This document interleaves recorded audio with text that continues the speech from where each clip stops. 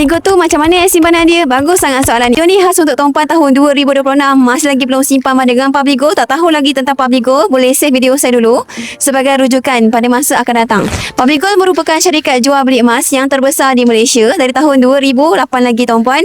Alhamdulillah, Publigo dah ada sekitar 2.5 juta penyimpan emas. Kami berkonsepkan beli emas dan emas fizikal, di mana tuan-puan boleh menabung emas dekat akaun MyGAP Gold Accumulation Program pengumpulan grade emas. Tuan-puan boleh simpan sikit-sikit sampai capai gram tuan-puan nak, boleh keluarkan saja emas fizikal.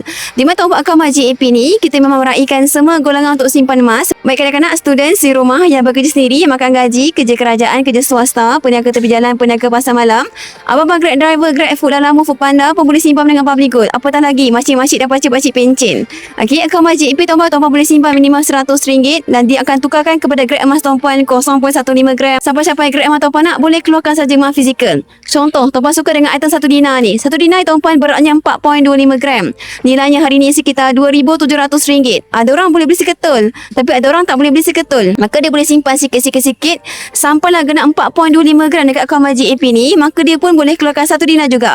Bagi yang belum lagi ada akaun Publigo, rujuk pin video saya ataupun isi barang saya kat bawah ni untuk saya bantu tuan-puan simpan emas sampai kaya.